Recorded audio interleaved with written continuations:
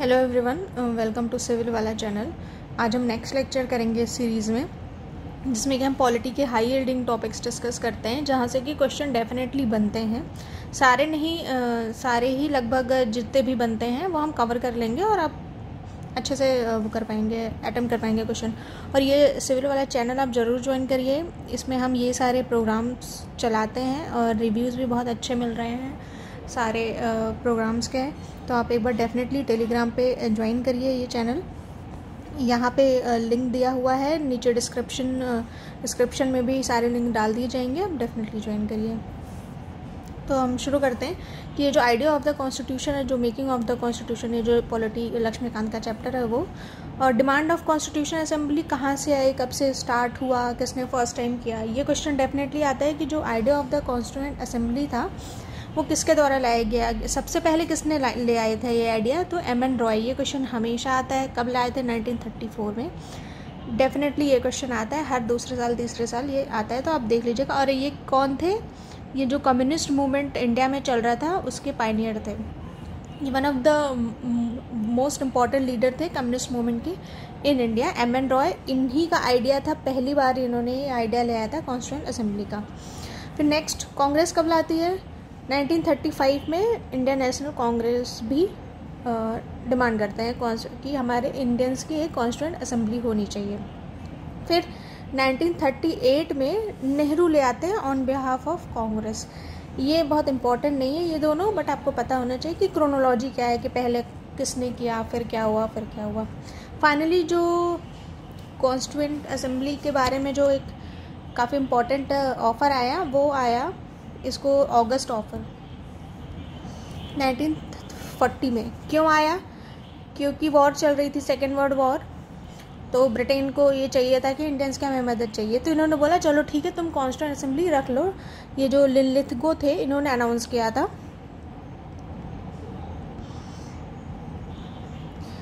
But क्या हुआ था कि इन्होंने डिमांड इन प्रिंसिपल एक्सेप्ट की थी, बट इनका ऑफर क्या क्या था कि हम आपको डोमिनियन स्टेटस दे देंगे,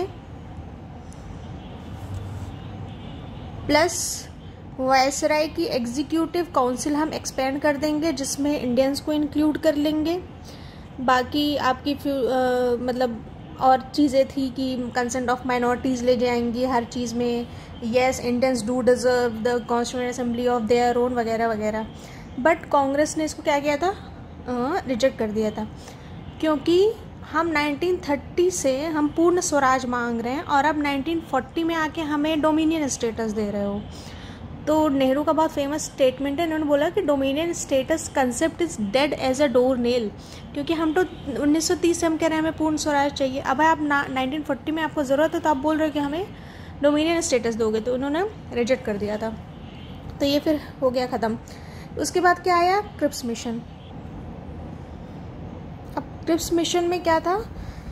ये 1942 में आए। देखिए ये जो तीनों चीज़ें हैं ना, ये डेफिनेटली ये क्रोनोलॉजी सेट करने को आती है, तो ये तीनों ऑप्शंस ज़रूर रहते हैं। प्लस ये भी रहता है कि ये डाल देंगे cabinet mission was rejected by Muslim league, फिर आप कंफ्यूज हो जाओगे। तो ये डेफिनेटली रट लेना, Cripps mission was rejected by Muslim League. Plus August offer कब आया था, क्रोनोलॉजी भी रट लेना, और किस में क्या क्या हुआ था ये भी आता है। ये कब बनता ही बनता है क्वेश्चन, तो आप देख लेना। नेक्स्ट आया 1942 में क्रिप्स मिशन। इसमें क्या था, इन्होंने क्या क्या बोला कि क्रिप्स मिशन क्यों भेजा कि 1940 में तो रिजेक्ट हो गया, फिर 42 तक जापानीज़ थ्रेड भी आने लगा, तो इन्होंने बोला कि कैसे भी करके आप इंडियंस को साथ ले आओ। तो क्या क्या इन्होंने बोला था कि एक इंडियन यूनियन बनेगा विद डोमिनियन स्टेटस। सेकेंड क्या था कि एक आफ्टर द वॉर एक कन्वीन किया जाएगा एक कॉन्स्टिट्यूएंट असेंबली, और इन्होंने रिजेक्ट किया, और ब्रिटिश गवर्नमेंट ने एक्सेप्ट कर लिया था कि कोई भी यूनियन, अगर कोई भी प्रिंस या यूनियन अगर सेपरेट रहना चाहता है तो वो भी कर लेंगे। तो बट इस पर ऑब्जेक्ट किया था नेहरू क्या, कांग्रेस ने और मुस्लिम लीग ने। कांग्रेस ने किस पे किया था कि आप कंप्लीट इंडिपेंडेंस की बात नहीं कर रहे हो, आप डोमिनियन स्टेटस की बात कर रहे हो, प्लस जो आप सेसीड करने का वो दे रहे हो, प्रोविज़न दे रहे हो, तो वो नेशनल यूनिटी के अगेंस्ट चला जाएगा। और आपने इमीडिएट पावर ट्रांसफ़र की तो कोई बात इसमें की नहीं है। और मुस्लिम लीग का मेन क्या था कि इन्होंने बोला कि जो ये सिंगल यूनियन है इंडियन, कि आप बोल रहे हो कि एक इंडियन यूनियन बनाया जाएगा विद डोमिनियन स्टेटस, तो ये हमें नहीं चाहिए। आप पहले डिवाइड करो, आप पार्टीशन करो, उसके बाद हम कॉन्स्टिट्यूएंट असेंबली की बात करेंगे। ये हो गया। फिर आता है कैबिनेट मिशन 1946। इसमें क्या था, इन्होंने बोला था कि 2 कॉन्स्टिट्यूएंट असेंबली तो हम नहीं कर रहे, आप बट समहाउ मुस्लिम लीग को कन्विंस कर लिया था कि चलो कॉन्स्टिट्यूएंट असेंबली एटलीस्ट फ्रेम कर मतलब बनाते हैं, एग्जीक्यूट करते हैं ये चीज़ें। बट अभी आप आगे पढ़ोगे कि ये वाली भी चीज़ें मुस्लिम लीग ने अटेंड नहीं की थी। तो फाइनली जो कॉन्स्टिट्यूशन हमारा बना है वो इस मिशन के थ्रू बना है, इसी ने इसके जो इनिशिएशंस थे उसमें बनाया है। इन्होंने क्या क्या बोला था कि एक इंटरिम गवर्नमेंट दे देंगे और एक नया कॉन्स्टिट्यूशन आप दिया जाएगा फिर इंडियंस को, और इसमें फ्रीडम टू इंडिया की भी बात की थी। फिर फाइनली क्या हुआ, कॉन्स्टिट्यूएंट असेंबली बनी और इसकी क्या क्या जो नवंबर 1946 में बनी, इसमें कितने आर्टिकल थे, सॉरी जब इसमें टोटल 389 मेंबर्स थे, जिसमें कि 296 ब्रिटिश स्टेट्स और 93 थे प्रिंसली स्टेट्स। ब्रिटिश स्टेट्स का क्या मतलब, जो ब्रिटिश प्रोविंसेस थे उनके रिप्रेजेंटेटिव्स आएंगे, और जो ये प्रिंसली स्टेट्स थे जो मतलब प्रिंसेस के अंडर में थे वो लोग इलेक्ट करके भेजेंगे। और ये सीट्स कैसे अलॉट हुई थी, मतलब 389 ये सीट्स हैं, अलॉट कैसे हुई थी, in proportion to their population, जिस हिसाब से अभी जैसे बनता है कि जैसे किसी के वोट की वैल्यू ज़्यादा कम ना हो जाए, उस हिसाब से सीट्स इनको डिवाइड कर दी गई थी। और क्या क्या था इसमें कि जो ईच कम्युनिटी, जितनी भी कम्युनिटी हैं उनके रिप्रेजेंटेटिव्स इलेक्ट किए जाएंगे, कैसे, by the member of that community in the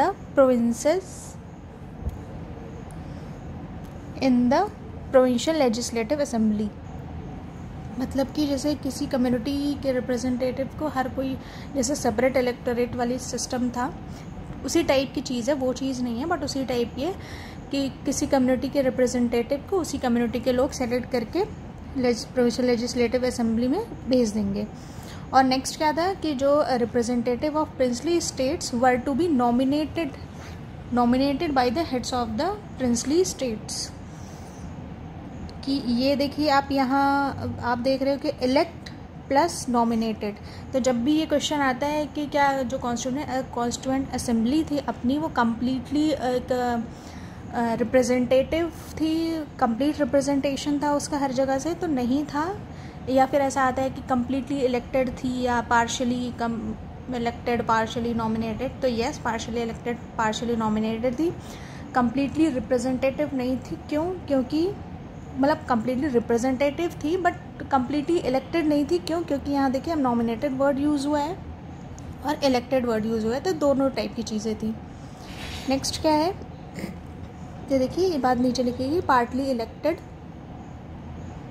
और पार्टली नॉमिनेटेड। इलेक्टेड कैसी थी? हाँ, ये क्वेश्चन आता है कि इनडायरेक्टली इलेक्टेड थी कि डायरेक्टली इलेक्टेड थी। Indirectly elected by members of the provincial assembly who themselves were elected on a limited franchise। क्यों पार्टली इलेक्टेड माना जाता है? क्योंकि इनडायरेक्टली इलेक्टेड थे, प्लस किसने इलेक्ट किया था? मेंबर्स ऑफ प्रोविंशियल असेंबली ने और वो मेंबर्स भी लिमिटेड फ्रेंचाइज के थ्रू इलेक्टेड होते। जैसे अभी हमारे पास यूनिवर्सल एडल्ट फ्रेंचाइज है, irrespective of your cast, education, religion आप चूज़ कर सकते हो। बट पहले लिमिटेड था बेस्ड ऑन आप कितने टैक्सेस भरते हो, आप कितने एजुकेटेड हो, आपके पास कितनी प्रॉपर्टी है, इन सब वजह से ये इसलिए उसको पार्टली इलेक्टेड है। ये कम्प्लीटली इलेक्टेड, कम्प्लीटली रिप्रेजेंटेटिव नहीं है, क्योंकि लिमिटेड फ्रेंचाइज थी तो आप इनको कम्प्लीटली रिप्रेजेंटेटिव भी नहीं कह सकते हो। और पार्टली नॉमिनेटेड आप ये प्रिंसली स्टेट्स वाला आप देख ही चुके हैं। नेक्स्ट क्या आता है, प्रिंसली स्टेट्स में, हाँ ये बात है कि प्रिंसली स्टेट्स में इलेक्शन नहीं हुआ था, डायरेक्टली नॉमिनेट कर दिया गया था। अब आता है वर्किंग ऑफ द कॉन्स्टिट्यूशन। तो फर्स्ट मीटिंग कब हुई थी, ये क्वेश्चंस आते हैं। डेफिनेटली आते हैं। फर्स्ट मीटिंग हुई थी दिसंबर 9, 1946, 9 दिसंबर 1946 को पहली मीटिंग हुई थी। डॉक्टर सच्चिदानंद सिन्हा को टेम्प्रेरी प्रेसिडेंट बना दिया गया था बिकॉज वो ओल्डेस्ट मेंबर थे, प्लस ये कौन सा है, ये फ्रेंच प्रैक्टिस है। तो डॉक्टर सच्चिदानंद सिन्हा अगर फर्स्ट प्रेसिडेंट पूछेंगे तो ऑप्शन में अगर होगा तो ये टेम्प्रेरी, वैसे ऑप्शन में साथ में देंगे नहीं, अगर फर्स्ट पूछेंगे या वैसे भी पूछेंगे तो जो पहली बार प्रेसिडेंट बने थे वो सच्चिदानंद सिन्हा थे। फिर जो राजेंद्र प्रसाद थे वो परमानेंट प्रेसिडेंट बने थे 11 दिसंबर को। ये डेट आती है, इम्पॉर्टेंट है, 11 दिसंबर को। पहली मीटिंग 9 दिसंबर और प्रेसिडेंट कब चूज़ किए गए, राजेंद्र प्रसाद को 11 दिसंबर को। वाइस प्रेसिडेंट भी चूज़ किए गए HC Mukherjee plus VT Krishnamachari. ये क्वेश्चंस बहुत इंपॉर्टेंट है, ये डेफिनेटली आते हैं, आप देख लीजिएगा। नेक्स्ट बात होती है ऑब्जेक्टिव रेजोल्यूशन की। ये वाली भी आता है क्वेश्चन कि कभी कभी तो मिलाने के लिए आ जाता है एज द फॉलोइंग में कि कब प्रेसिडेंट कब बने थे, फर्स्ट मीटिंग कब हुई थी। ऑब्जेक्टिव रेजोल्यूशन ये डेट डेफिनेटली आती है 13 दिसंबर 1946, 13 दिसंबर 1946 को ऑब्जेक्टिव रेजोल्यूशन को नेहरू ने मूव किया था। और ये अडॉप्ट कब कर लिया गया था, दिसंबर 13 में। ये यूनानिमसली अडॉप्ट कर लिया गया था जनवरी 22, 1947 को। 13 दिसंबर 1946 को मूव करके 22 जनवरी 1947 को यूनानिमसली इसको अडॉप्ट कर लिया गया था।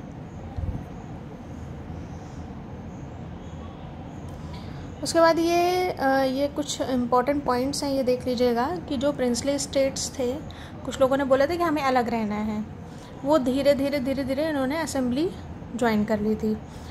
और जब भी ये पॉइंट भी इम्पॉर्टेंट है, ये क्वेश्चन में आता है कि जब भी असेंबली मिलती थी एज अ कॉन्स्टिट्यूएंट असेंबली तो कौन प्रेसाइड करता था, राजेंद्र प्रसाद। हमने ऊपर देखा कि कॉन्स्टिट्यूएंट असेंबली के प्रेसिडेंट को एज अ राजेंद्र प्रसाद को वो कर दिया गया था। और जब भी as a legislative body move करती थी तो GV मावलंकर उसको प्रेसाइड करते थे। क्यों? क्योंकि आज भी जब भी पार्लियामेंट, ये लोकसभा को प्रेसाइड कौन करता है, स्पीकर करते हैं। तो जब भी लेजिस्लेटिव बॉडी भी थी, वो भी लॉ भी बना रही थी, तो जब भी as a legislative body assembly मिलती थी तो उसको GV मावलंकर प्रेसाइड करते थे। ये क्वेश्चन डेफिनेटली आता है, इम्पॉर्टेंट है, आप देख लीजिएगा। और अदर फंक्शंस, अब ये कि जो कॉन्स्टिट्यूएंट असेंबली बनी थी उन्होंने कॉन्स्टिट्यूशन बनाने के अलावा और क्या चीज़ें की थी, उनके कुछ अदर फंक्शन भी था। इन्होंने बोला था कि ओके, हम रेटिफाई कर देते हैं कॉमनवेल्थ मेंबरशिप को, हम कॉमनवेल्थ में रहेंगे। कब किया था? मई 1949। ये भी इंपॉर्टेंट डेट है, ये डेफिनेटली आता है, मई 1949। आप सारा देख लीजिएगा। फर्स्ट मीटिंग 9 दिसंबर, प्रेसिडेंट का इलेक्शन 11 दिसंबर, ऑब्जेक्टिव रेजोल्यूशन 13 दिसंबर, एक्सेप्टेंस हुआ था 22 जनवरी को। ये सारा क्रोनोलॉजी देख लीजिएगा। और क्या था, नेशनल फ्लैग हमने अडॉप्ट किया था कब? 22 जुलाई 1947। नेशनल एंथम कब किया था? जनवरी 24, 1950। नेशनल सॉन्ग कब किया था? सेम, ये दोनों डेट सेम है और ये डेफिनेटली आता है, आप रट लीजिएगा बिल्कुल। और प्रेसिडेंट वो थे कॉन्स्टिट्यूएंट असेंबली के प्रेसिडेंट, ये हैं हमारे इंडिया के प्रेसिडेंट। कब? जनवरी 24, 19। ये तीनों चीज़ें, अभी 26 जनवरी को हम रिपब्लिक डे मनाते हैं, उसके जस्ट पहले ये तीनों चीज़ें, इंपॉर्टेंट चीज़ें, उसके 2 दिन पहले हम लोगों ने कर ली थी। और ये आता है कभी कभार आता है। 11 सेशंस हुए थे जो कि कंप्लीट हुआ था 2 years 11 months and 18 days। Final session कब हुआ था, ये भी इंपॉर्टेंट है, आता है कि फाइनल सेशन कब हुआ था? 24 जनवरी 1950। क्यों? क्योंकि हमें ये चीज़ें अडॉप्ट करनी थी। अभी हम देख लेते हैं इंटरिम कैबिनेट। 1946 में जब कॉन्स्टिट्यूएंट असेंबली बनी थी तो एक इंटरिम कैबिनेट बनी थी कि जब तक कॉन्स्टिट्यूशन पूरा नहीं होता है तब तक हम कैसे काम करेंगे। तो जवाहरलाल नेहरू ने क्या कौन कौन से पोर्टफोलियो लिए थे? Vice president of external affairs, plus देख लो आप, external affairs, Commonwealth relation. Sardar Patel ने होम, इंफॉर्मेशन एंड ब्रॉडकास्टिंग। कुछ इंपॉर्टेंट है, सारे नहीं आते हैं बट कुछ इंपॉर्टेंट आप देख लीजिएगा। जवाहरलाल नेहरू का एक्सटर्नल अफेयर, ये कॉमन चीज़ है क्योंकि प्रेसिडेंट ही घूम घूम के, आप ऐसे देख लेना कि प्रेसिडेंट घूम घूम के हर कंट्री जाते हैं। तो एक्सटर्नल अफेयर उस टाइम अलग से मिनिस्ट्री नहीं बनाई थी, इन्होंने खुद ही ले लिया था।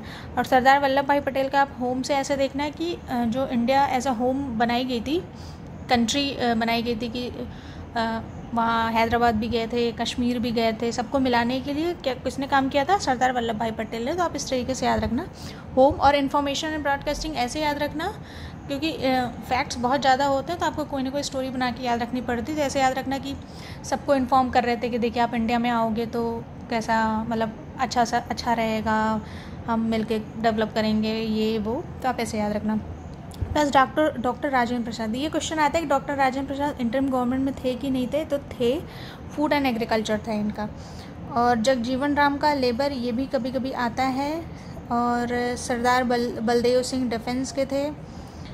और इम्पोर्टेंट कौन सा? हाँ, लियाकत अली, क्योंकि ये इंटरिम में थे, उसके बाद उस वाले में नहीं थे, जो मेन गवर्नमेंट फिर बनी थी उसमें नहीं थे, ये इंटरिम में थे। तो ये इम्पोर्टेंट है, ये आता है। बाकी ये लॉ का देख लीजिएगा, जोगेंद्र नाथ मंडल। बाकी श्री राजगोपालाचारी एजुकेशन एंड, अब ये 2-4 याद रखिएगा, सारे इंपॉर्टेंट नहीं। राजेंद्र प्रसाद देख लीजिएगा, बाकी ऊपर वाले देख लीजिएगा, बस ये। नेक्स्ट क्या है? अच्छा, ये कमेटी, ये हाँ कमेटी, ये बहुत इंपॉर्टेंट है। ये आती है कि जो कॉन्स्टिट्यूएंट असेंबली बनी थी उसमें जो कमेटी थी उसके चेयरमैन कौन कौन थे?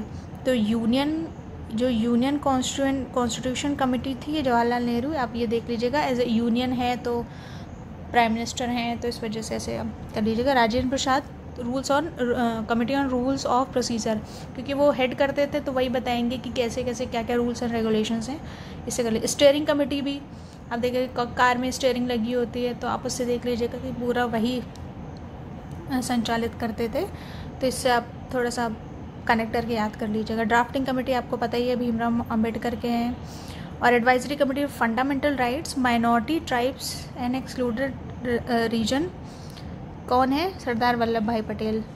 ये याद कर लीजिएगा कि इन्होंने ही सारे जगह जा जाके इंडिया के जितने लोग अलग होने की कोशिश कर रहे थे उनको जोड़ा था। तो उन्होंने बोला था कि जितने भी माइनॉरिटी हैं, आप लोग को मतलब जितने माइनॉरिटी हैं, अलग अलग ट्राइब हैं, इन सबके राइट्स को ध्यान में रखा जाएगा, फंडामेंटल राइट्स सबका ध्यान रखा जाएगा, जितने भी एक्सक्लूडेड रीजन्स हैं सबको एक साथ लेके चला जाएगा। तो आप इससे देख लीजिएगा, हाँ ये सरदार वल्लभ भाई पटेल के दिन।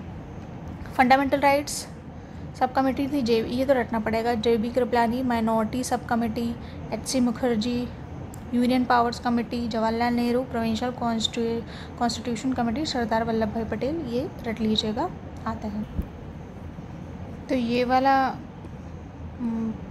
लेक्चर ख़त्म होता है। आप जो मैंने एक बार फिर से रिवीजन कर लेते हैं जल्दी जल्दी, जो चीज़ें इंपॉर्टेंट हैं। कि सबसे पहले तो ये वाला question, cadre of the constituent assembly सबसे पहले किसका था? ये MN रॉय का था, 1934 में लाए थे। फिर 1938 में नेहरू ने किया था कि ऑन बिहाफ ऑफ कांग्रेस। उसके बाद अगस्त ऑफ 1940 क्रिप्स मिशन, ये आप क्रोनोलॉजी डेफिनेटली कर लीजिएगा। क्रिप्स मिशन 1942 में इन्होंने रिजेक्ट कर दिया था मुस्लिम लीग ने, और इंडिया को भी दिक्कत थी। कैबिनेट मिशन 1946, इसी पे हमारा डिपेंडेंट है, इसी के थ्रू हमारा कॉन्स्टिट्यूशन बना था। फिर ये वाली चीज़ें कि पार्टली इलेक्टेड या तो कम्प्लीटली रिप्रेजेंटेटिव है या कम्प्लीटली डायरेक्ट इलेक्शन से आए थे, ये वाली चीज़, ये क्वेश्चन आता है। बट नो, ये directly elected by people of India नहीं था, ये क्वेश्चन आता है not directly elected by people of India. ये आप रट लीजिएगा। आप ये मत सोचिएगा हाँ इंडिया के लोगों ने ही किया था, बट डायरेक्टली की बात हुई है, डायरेक्टली नहीं थे, इनडायरेक्टली इलेक्टेड थे। नेक्स्ट, प्रिंसली स्टेट्स में इलेक्शन नहीं हुआ था। ये हाँ, ये डॉक्टर सच्चिदानंद सिन्हा को टेम्परेरी प्रेसिडेंट बनाया गया था, फ्रेंच प्रैक्टिस को फॉलो किया गया था। फिर उसके बाद 11 दिसंबर को पहली मीटिंग हुई थी, 9 दिसंबर, फिर 11 दिसंबर को राजेंद्र प्रसाद को प्रेसिडेंट बना दिया गया था। फिर उसके बाद ये वाली डेट्स याद रखिएगा, कब रेटिफाई किया था कॉमनवेल्थ की मेंबरशिप को, national flag, national anthem, song, ये तीनों तो सेम है। फ्लैग का डेफिनेटली याद रखिएगा, फ्लैग ही कंफ्यूज करता है, वो 22 जुलाई को है। और ये वाले कि external affairs Commonwealth Nehru, Sardar Patel का home information broadcasting, Rajendra Prasad का फूड एंड एग्रीकल्चर। बाद में ये लॉ के बनाए गए थे, बट ये इधर इंटरनिम में अलग हैं, इसलिए याद रखिएगा, कंफ्यूज करने के लिए आता है। जगजीवन राम लेबर और ये लियाकत अली खान फाइनेंस। बाद में जो लोग नहीं थे जो 1951-52 वाले में, वो यहाँ पे हैं, तो वो इम्पोर्टेंट है। और ये लॉ के हैं। और ये कमेटी वाला तो आपको याद ही करना है। और ड्राफ्टिंग कमेटी के जितने मेंबर्स थे उन सब के नाम आप नीचे कमेंट सेक्शन में पोस्ट करिए, वो उनको भी याद करना है। और कंफ्यूज करने, क्योंकि वो 6-7 थे तो कंफ्यूज, और फिर 2 की डेथ हो गई थी तो 2 और ऐड हुए थे, तो कंफ्यूज करने के लिए वो डेफिनेटली आता है। और फिर बाकी हम ये ख़त्म करते हैं। थैंक यू सो मच, आप लोग बने रहिए और सिविल वाला चैनल टेलीग्राम पे ज़रूर ज्वाइन करिए।